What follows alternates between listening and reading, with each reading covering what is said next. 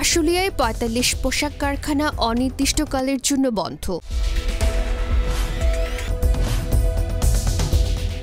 কয়েকদিনের শ্রমিক অসন্তোষের ঘটনায় সাভারের আশুলিয়ায় ৪৫টি পোশাক কারখানা অনির্দিষ্টকালের জন্য বন্ধ ঘোষণা করেছে কর্তৃপক্ষ। একই সঙ্গে আরও ২৫টি পোশাক কারখানায় শ্রমিকরা কাজে যোগ দেওয়ার পরে সাধারণ ছুটি ঘোষণা করা হয়েছে।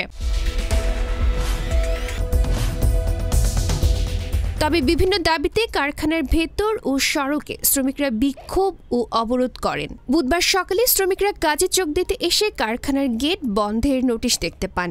এতে কারখানার শ্রমিকরা উত্তেজিত হয়ে বিক্ষোভ করেন। শ্রমিকরা জানান, শ্রমিকদের বিভিন্ন দাবি নিয়ে টানা কয়েকদিন ধরে বিক্ষোভ ও কর্মবিরতি পালন করে, কিন্তু মালিকপক্ষ শ্রমিকদের দাবি নিয়ে কয়েক দফায় বসলেও কোনো ফলপ্রসূ সিদ্ধান্ত হয়নি। এতে শ্রমিকদের ক্ষোভে কয়েকদিন কয়েকটি পোশাক কারখানায় সাধারণ ছুটি ঘোষণা করে। পরে আজকে সকালে শ্রমিকরা কাজে যোগ দিতে এসে কারখানার সামনে অনির্দিষ্টকালের জন্য বন্ধের নোটিশ দেখতে পায় বলে জানান শ্রমিকরা।